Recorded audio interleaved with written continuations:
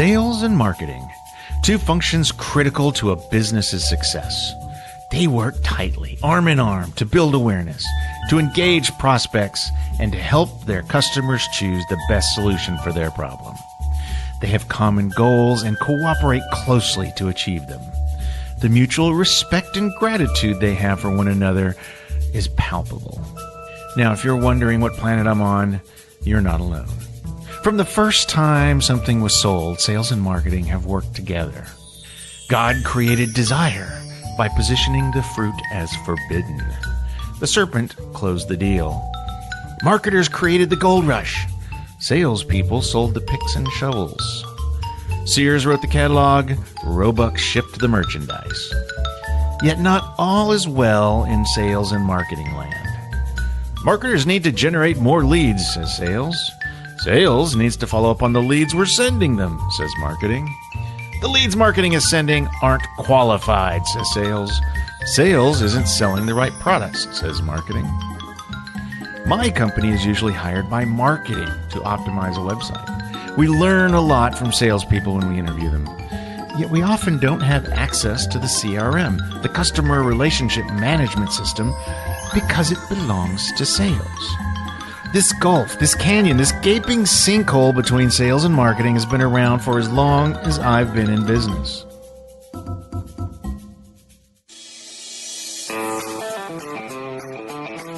Welcome to Intended Consequences, a podcast from Conversion Sciences. I'm Brian Massey, and I believe that anyone is capable of using behavioral science to get the results their business needs. It delivers intended consequences, and I'll teach you how to harness it. What we're finding to be the best way to sort of bridge that gap is to disrupt that one-way flow and really increase the two-way dialogue and collaboration, and really, helping marketers look at their sales teams, their frontline. It really could be sales, customer service, even technicians, and even non-selling roles, non-revenue generating roles, and looking at those folks really as the face of their brand and an audience that they need to engage and really win over. That's why I invited Chris Wallace to be on this podcast. He's the co-founder and president of InnerView, an agency that is totally focused on this problem. Now, I was skeptical at first. This problem also exists with customer support and with the training teams. But by the time we were done talking, I knew his solution was perfect. Now, find out how he convinced me. I always like to start off by understanding what it is that brought you to this place. CEO and founder of InnerView Group. And you can go back to high school, college, whatever makes sense to help us understand what combination of experiences and neuroses brought you to this point. Well, how much time do we have? If we're getting to neuroses, then we might need some more time. But I think there's a couple of combinations. If I'm thinking back that far, there is a combination that I think has really helped lead me to this point, and my team to this point. And I would say that the first is I've always sort of been an optimizer, somebody who looks at things that are not functioning smoothly, and I'm always trying to find ways to improve upon those things. Now, can you come up with, like, when you were a child or something you optimized? Am I pushing too hard? What were the first indications that you were going to be an optimizer? That's where I was going next, actually. So the other thing I would combine it with is sort of my DNA as a salesperson. I'm a sales. I don't say I'm a salesperson by profession. I'm sort of a salesperson by DNA. And my older brother and I, when we were younger, we used to sell raffle tickets for a fundraiser for the Little League. We were baseball players growing up, and we had figured out that if we optimized the selling process of raffle tickets, and we would go camp out at local grocery stores. And this was before even Girl Scouts were doing it. We would camp out at the local grocery stores, and we would stand there as people were coming in and out, and we would sell raffle tickets for the Little League there. And when it came time to start the season and you cashed in, you turned in all your stuff and all your money, they couldn't understand how we sold thousands of raffle tickets and the next closest person sold 75. So I think that sort of combined my DNA as a salesperson and my desire to sort of optimize situations and sort of hack it, so to speak. and find a better way. Was there a key strategy or a key thing you did that got you to above 1,000?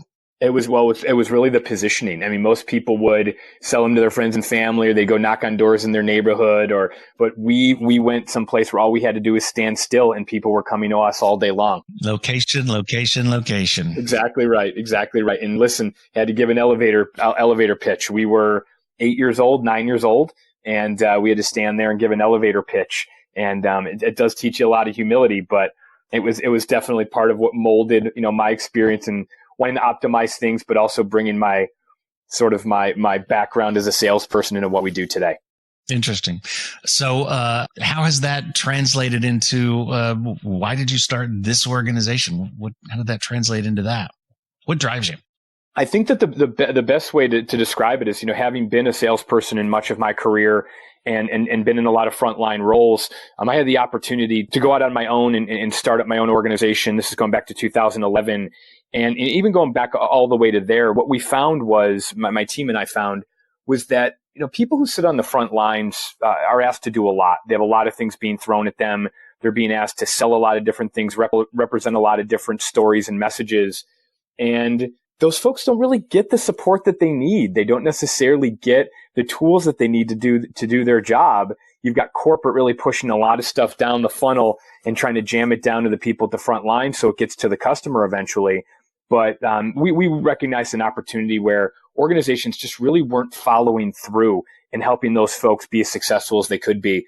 And, that goes back to my optimizing, looking at that and saying, how can we optimize this so these frontline folks really are really bought in and excited about the things their company's doing, as opposed to just having another flavor of the month forced upon them. Yeah. Well, so a lot of marketers listening to this podcast. And so your history in sales puts you squarely in the camp of the enemy. Now, I say that pejoratively. Sales isn't the enemy in any organization, but they do seem to have their own way of doing things. And, honestly, we don't look over and say, oh, those poor sales guys, they're like us. They have too much to do and too few resources. And that might be part of the myopia. But there's always been this canyon between sales and marketing. Sales is blaming marketing because they're not getting the right leads. Marketing's blaming sales because they're sending the leads over and they're not closing them. And that conversation never ends with, and here's what we're doing about it. I've heard put marketing and sales under the same leader, the same VP. I've heard the opposite. They need to have their own managers fighting for them. And your business is squarely focused on building bridges across that chasm. Can you kind of give us an overview of what you guys do?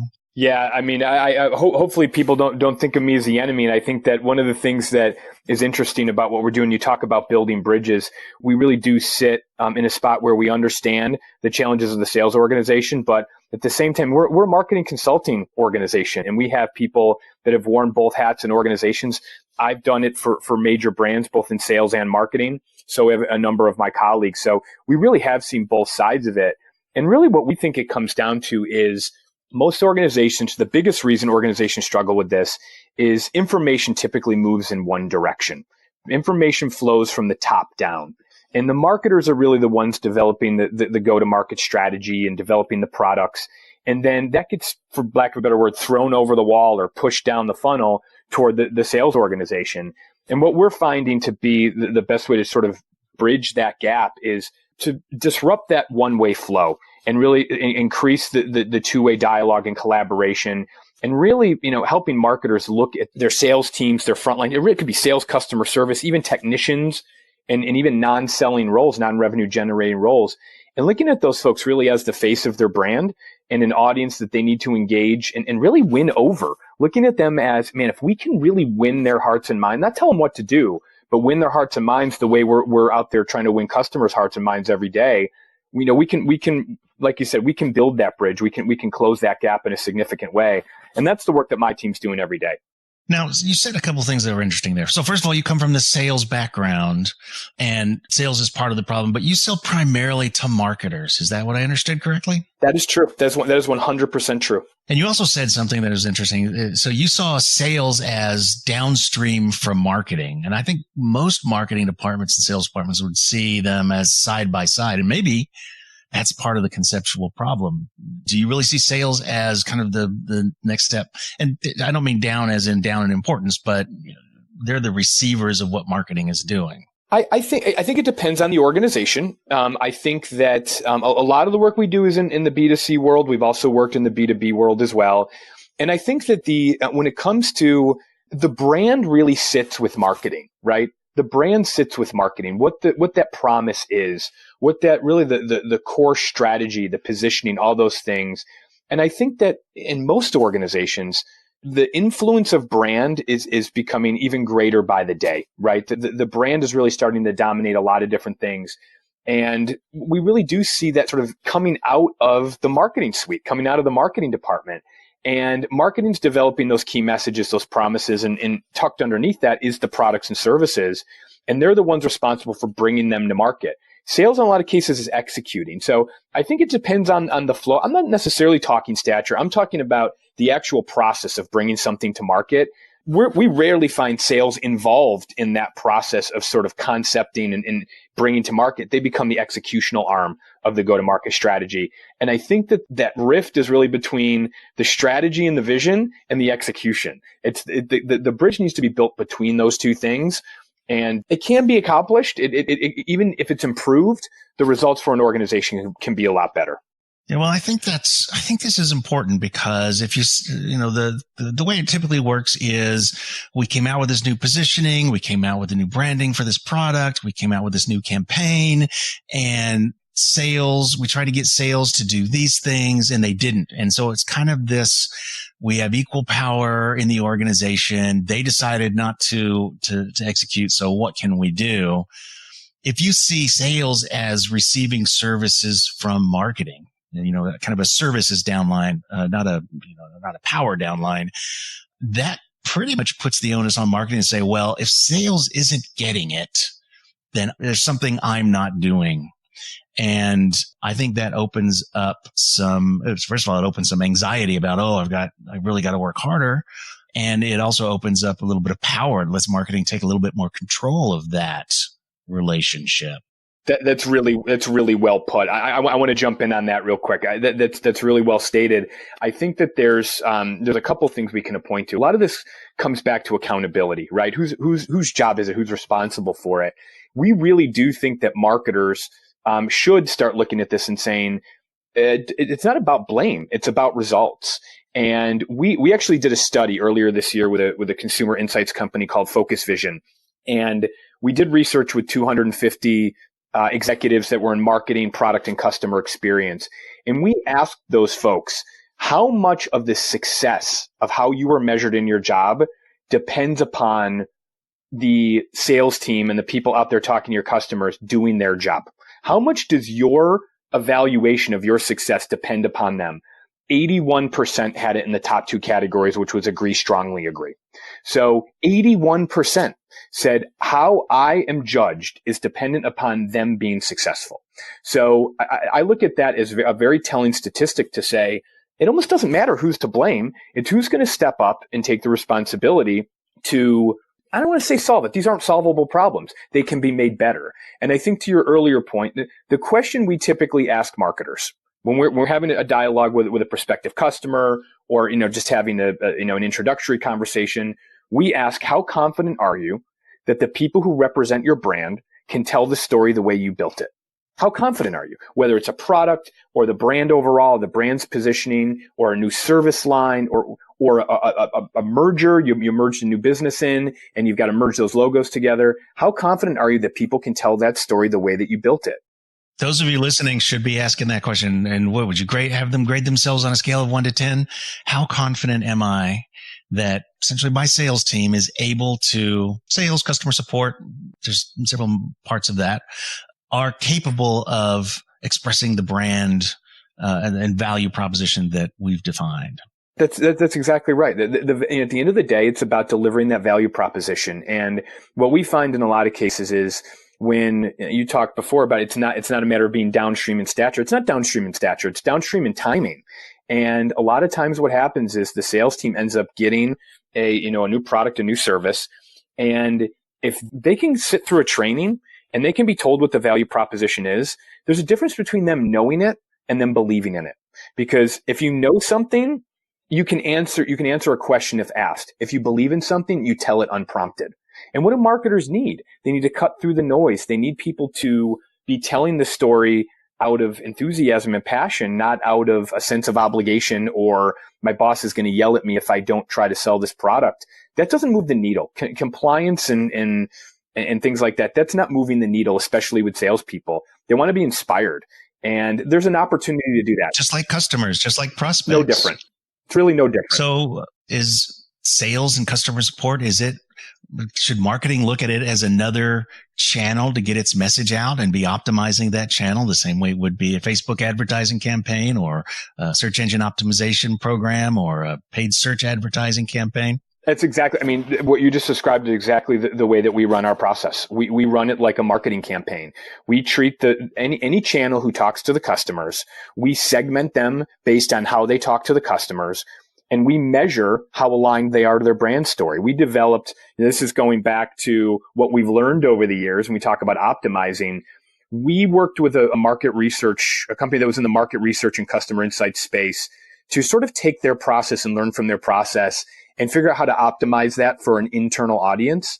We developed what we call the brand transfer score. And essentially that's actually very literal. How well is your brand message, your brand story transferring from your corporate marketing department down to each one of these customer facing channels? It's internal market research. So everything that we do is led off of gathering the attitudes and opinions and perceptions about product, service, brand, positioning, all those things, and using the data that we have to target those audiences with new campaigns, new messages, in an effort to really win them over or fill the gap. Yeah. So brand transfer score is kind of like a return on ad spend for your internal communications. It's a metric that you can actually attach a quantitative value to and see if you're doing better or worse.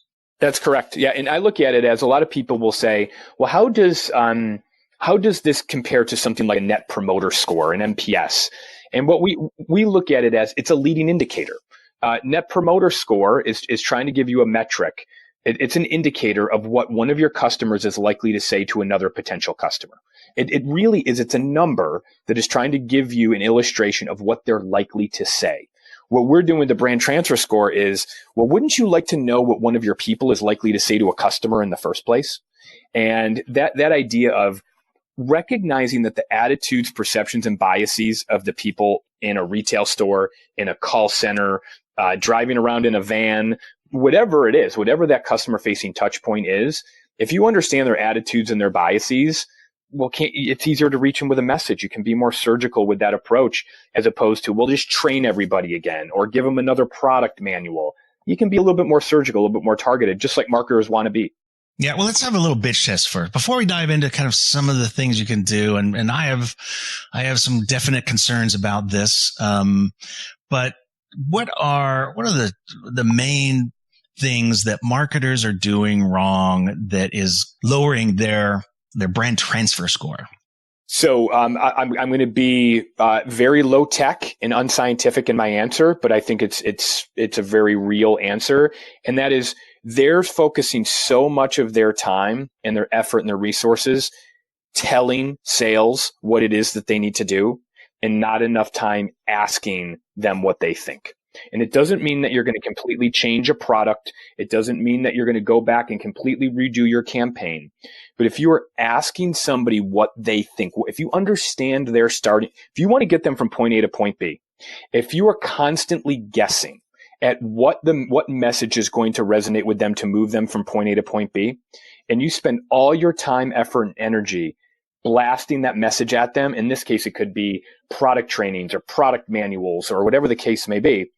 If you spend all your time guessing and pushing messages out, you're actually pushing your audience further away.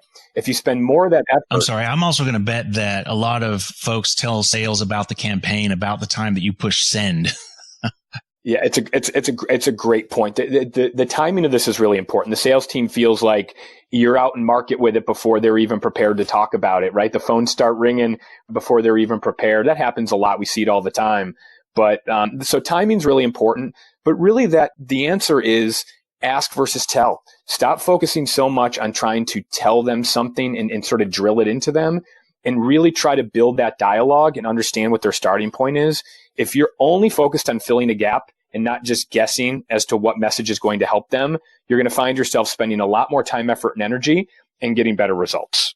Well, let me push back on that a little bit. Now, sales suffers from something we call availability bias. I think this is a Kahneman Tversky concept. And basically it says that we're most likely to remember things that were peak points, emotional points, our biggest wins, our biggest losses, and things that were more recent. So when we interview salespeople as a part of our process, we inevitably get their opinion really based on the last 7, 14, maybe 30 days. And so they're going to be giving us feedback in that space. We, on the marketing side, have done all of this research. We've done the focus groups, the user studies. We have the history of previous. And so the little ideas that tend to come from sales, or I should say the ideas from sales tend to get discounted along those lines.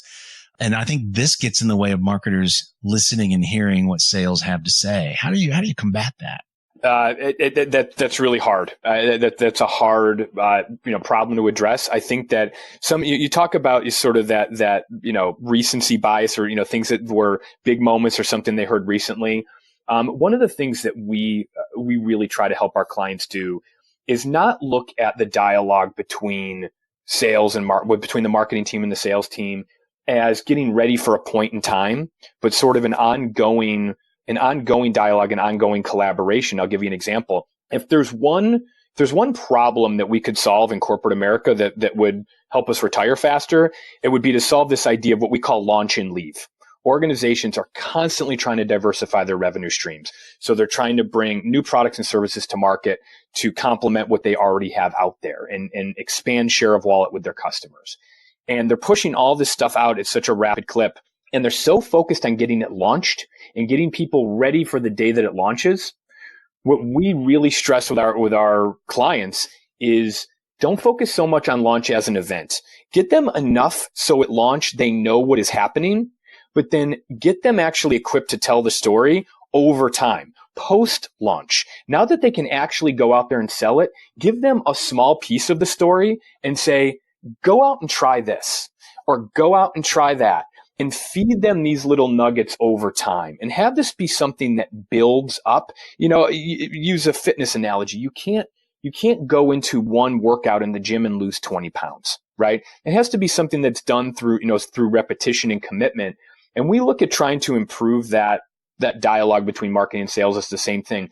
Don't try to make them experts right away. Try to help them build momentum. Try to get them comfortable with something. Don't try to get them to swallow the entire thing whole. So when you talk about trying to keep it top of mind, a great way to keep things top of mind is to feed them interesting little nuggets bit by bit by bit over a period of time, rather than attaching the fire hose to their face. Almost every organization that we come across goes with the fire hose approach. So if we see sales and support as another channel, we have to nurture them like we would a social media account. We're going to send content over and over, and slowly people are going to be following us, and then they're going to be spreading it, and it becomes this growing thing. I had this experience in my own business recently where I went and looked at, we have an email that goes out to all of our employees that shares with them what content we're sharing on the blog and sharing on the podcast. And I looked at the click-through rates on it, and it was abysmal. And I was like, oh, I've got to go have a come to Jesus meeting with these folks. They need to know what we're talking about. And some of this stuff is going to help them be better at their jobs. I had that moment. What I'm hearing from you, a better idea would have been to go out and ask them to subscribe, and give them reasons to subscribe and grow my internal mailing list like I would my external mailing list. Am I overtaxing this metaphor, or is this what we're talking about? No, I don't think you are at all. I don't think you are at all. I think that I'll give you an example. I'm speaking to the head of employee experience for a very large B2B technology company. And she comes from the marketing world, and she's completely revamped the role and sort of the view of the employees in everything that she is doing. She talks about buyers. She doesn't call them employees. She calls them buyers. and she has a whole metrics driven culture around how many people bought this, as opposed, like if it's an HR program, if people opted in, she doesn't say 23% opted in. She says we had, 23% of the people bought this. So she is literally treating their employees, every single initiative she has.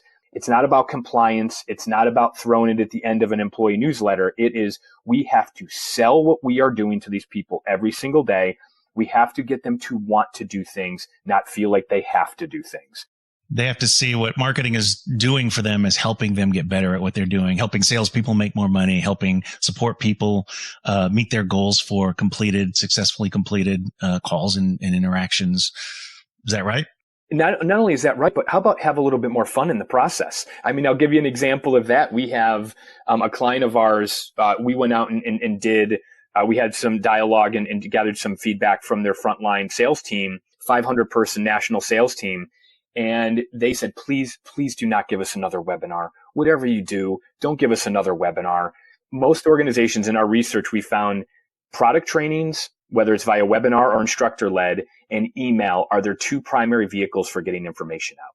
So they said to us, please, no more webinars. So we took a lot of the information that they wanted to get, a lot of the messages, rather than jamming it into a 90-minute webinar, we broke it out over a series of, I can't remember the exact number, 6, 7, 8 different podcast episodes. And they launched an internal podcast series. So for this initiative, their sales team's out driving around from appointment to appointment. They don't want to be chained to their desk. They don't want a boring webinar.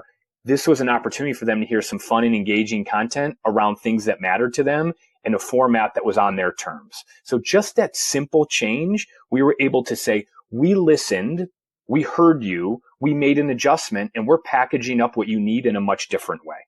Mm-hmm, mm-hmm. So let me play devil's advocate a little bit here. I'm in marketing. I've already got SEO going. I've got paid advertising going. I've got Facebook going, and now Instagram is on, and we're struggling with LinkedIn, and we've always had this burden of the email channel because it's very effective. So now I've got to add another channel, another set of duties to my list. Do I need to go get more budget? I guess my question is, how do your clients fund this from a dollars and a time standpoint? Who do you talk to? Yeah, I think that a lot of times what ends up happening is organizations are looking at this as part of their readiness plan around a big initiative. Most of the stuff that we are doing is tied to something that's time sensitive. It's something that's timely, something that's coming up. So if it's a product launch, if it's a rebrand, things like that, really what we're doing is we're essentially having, I guess, budgeted repurposed from what they thought they were going to do with it to something that, hopefully they think can really drive. At the end of the day, what do they want? They want conversions. They want results. We think we are a high leverage spend. So if you're investing on something that's to drive conversions, and that's how we measure our success, did more people buy as a result of it? We do not measure in employee experience, employee satisfaction.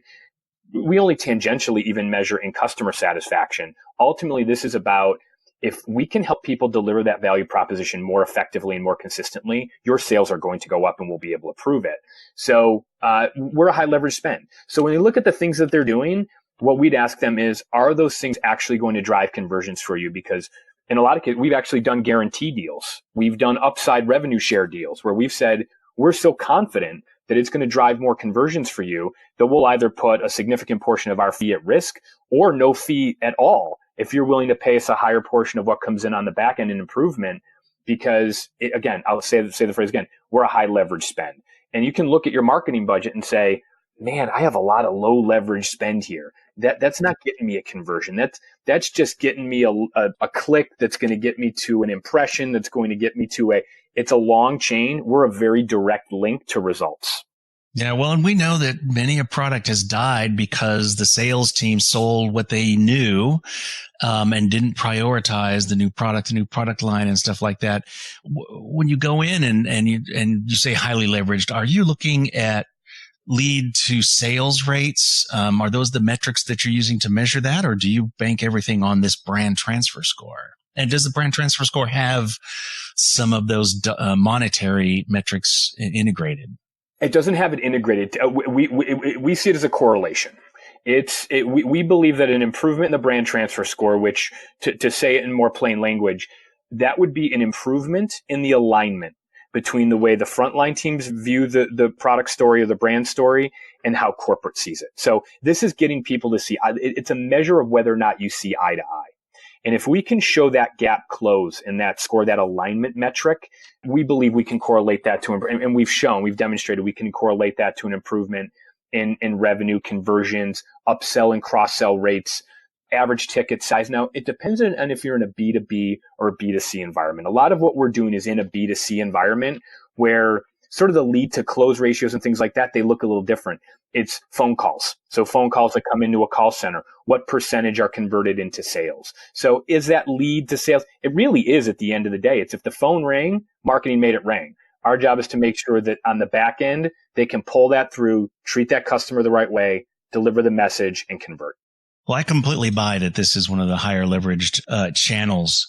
Tell me what let's call out some of the listeners. I know that they're sitting here going, yeah, but what are some of the objections that you get from marketers when you say you really need to be doing this? What are the yeah, buts that get in the way? One of my partners says this all the time, that he knows the look on somebody's face when he's telling them what we do, and he can tell they believe in what we're saying, but they have but that sounds expensive and hard to do. So my answer to that but is, if you look at the way organizations are doing it now, and if, take an honest look at how you're doing this now, throwing something over the wall to your training team. In a lot of cases, that training team is starting to schedule a lot of things on your sales team's calendar.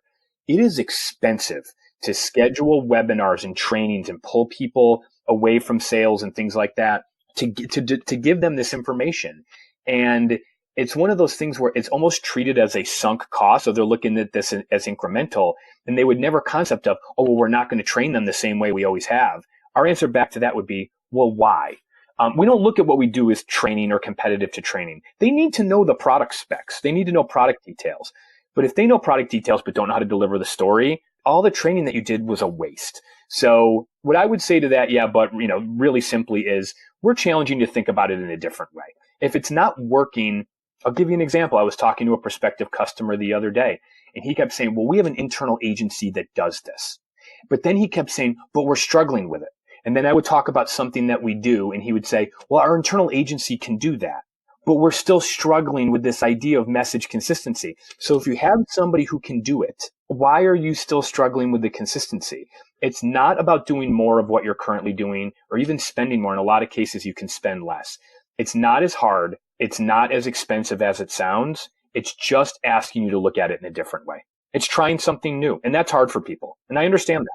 What are the best vehicles for listening to sales? I raised an objection, but I assume that if you're listening to sales on a regular basis, that goes away. You're checking in with them on a regular basis. What are the best ways to get them in a room or get their feedback?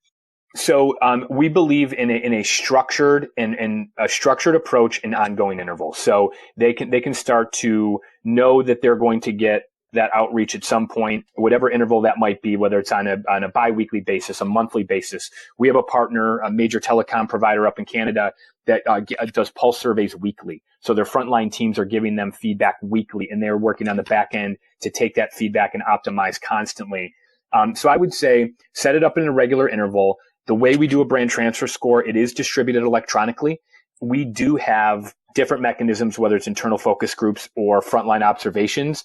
That could be ride outs with your sales teams. It could be sitting next to a call center agent in a call center. We do that. That's not scalable. That's not a scalable activity. Gathering the feedback electronically is, and then we sprinkle in some of those other activities, a little bit more labor intensive, for validation. We want to do a sniff test to see if what we're seeing in the data is true, and if we can sort of confirm it with our own eyes. But that data that we're able to gather in a scalable, regular, consistent way really becomes the driver of the insights that we derive and the campaigns that we end up running. So I love this concept of marketing taking responsibility, of seeing our internal communications with sales, support, and training as another marketing channel, another group of people that we want to capture and change the hearts and minds of. Smaller chunking is what I'm hearing in terms of how we're communicating. Podcast you had brought up. Are there other good ways to deliver small chunks of information? We're developing anything from webisode concepts where organizations are creating content that looks a lot more, and I'm not talking about corporate video, somebody sitting behind a desk telling you how important something is.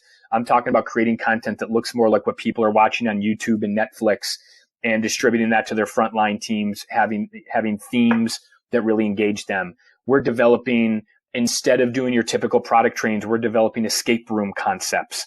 We're working with virtual reality companies. VR, it has a tremendous application for employee engagement and frontline readiness.